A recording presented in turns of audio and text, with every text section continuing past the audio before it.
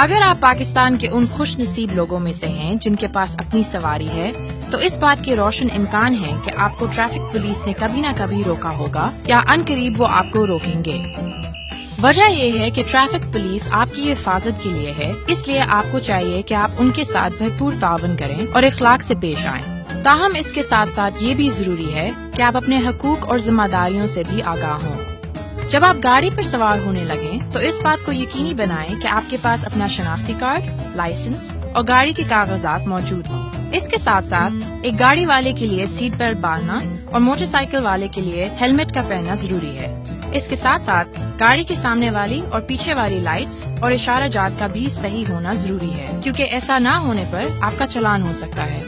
Civilian police کے مقاصد اور ان کے اختیارات ٹریفک پولیس سے ذرا مختلف ہیں۔ ان کے درمیان فرق ان کے یونیفارم سے معلوم ہوگا۔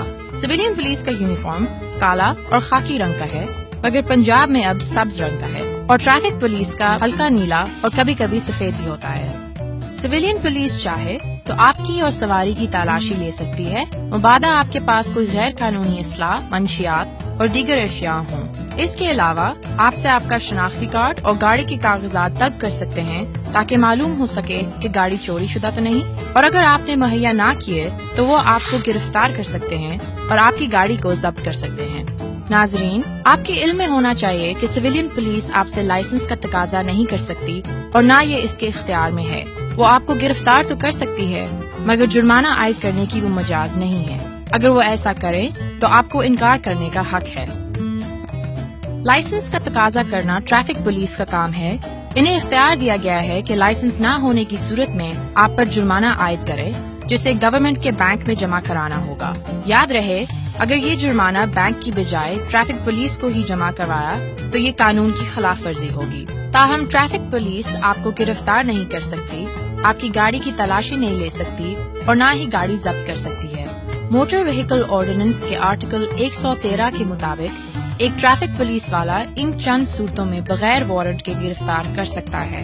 1. جس شخص پر قانون کی نظر سے اپنی شناخت اور کاغذات مہیا کرنا ضروری تھا مگر اس نے ایسا کرنے سے گریز کیا۔ 2.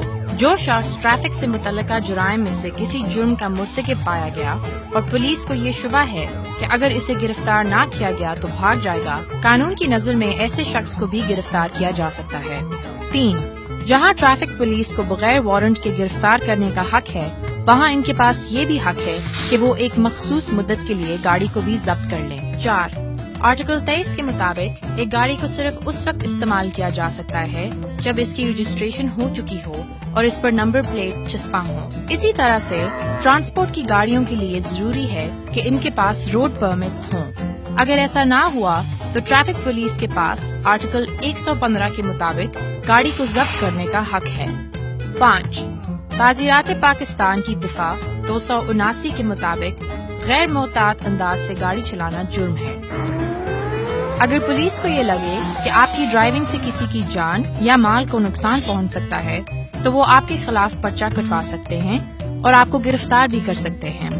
اس پر دفعہ 99 اور 113 موٹر وہیکل آرڈیننس کا اطلاق بھی ہوتا ہے۔ 6. اسی طرح نشے کی عالم میں گاڑی چلانا بھی موٹر وہیکل آرڈیننس دفعہ 100 کے مطابق جرم ہے اور جس کی پاداش میں آپ کو دفعہ 113 کے تحت گرفتار کیا جا سکتا ہے۔ اگر آپ کو احساس ہو کہ پولیس آپ کے ساتھ بدسلوکی یا اپنے اختیارات سے تجاوز کر رہی ہے تو قانونی راستہ یہ ہے کہ آپ 15 پر سویلین پولیس کی شکایت کریں، اور ٹریفک پولیس کے لیے 1915 پر بھی رابطہ کیا جا سکتا ہے۔ اس کے علاوہ آپ تعزیرات پاکستان دفعہ 161 کے تحت نزدیکی پولیس اسٹیشن پر FIR بھی کروا سکتے ہیں۔ قانون کے تحت ایسے پولیس افسر کو معزول بھی کیا جا سکتا ہے اور اس پر جرمانہ بھی عائد کیا جا سکتا ہے اور اسے 3 سال تک کی سزا بھی دی جا سکتی ہے۔